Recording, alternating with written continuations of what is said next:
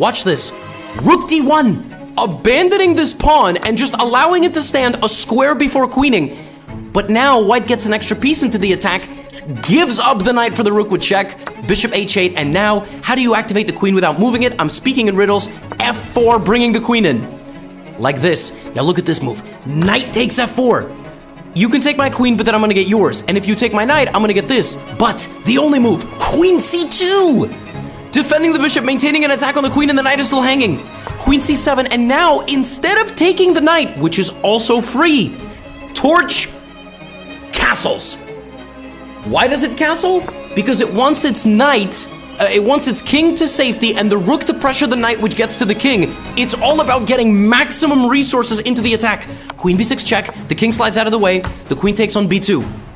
You can take, black is gonna make a second queen. Now, bishop g6, preventing the back rank escape. The knight is pinned.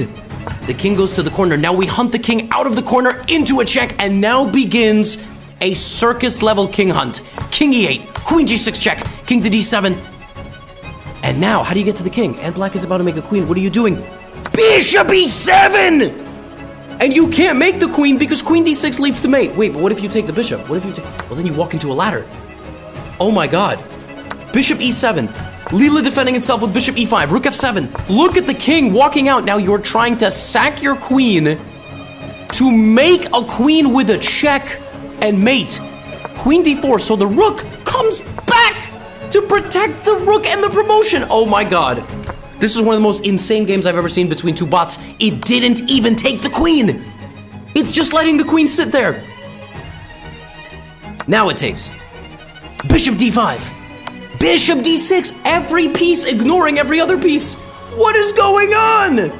Bishop d6, and when it's all said and done, the black king gets hunted out to the b file where it is brutally checkmated.